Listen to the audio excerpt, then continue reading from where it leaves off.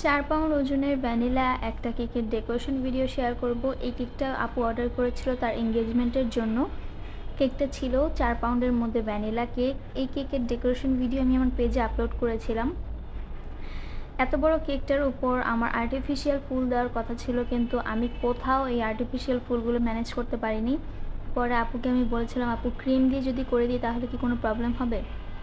আপু আমাকে বলেছে, আপু ক্রিম দিয়ে করে দেন, কোনো সমস্যা নেই, কিন্তু ফুলগুলো অনেক বেশি সুন্দর করে বানিয়ে দিবেন, কারণ এটা আমার এঙ্গেজমেন্টের জন্য নিচ্ছি, সো সুন্দর লাগাটা ইম্পর্ট্যান্ট।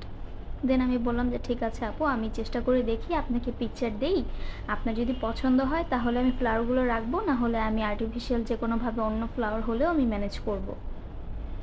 তো যখন ক্রিমের ফ্লাওয়ারগুলো বানাই তখন আপুর অনেক বেশি ভালো লাগে ফ্লাওয়ারগুলো দেখে। প্লাস আপু বলে যে ঠিক আছে আপু, এভাবেই রাখেন, অনেক বেশি সুন্দর হয়েছে।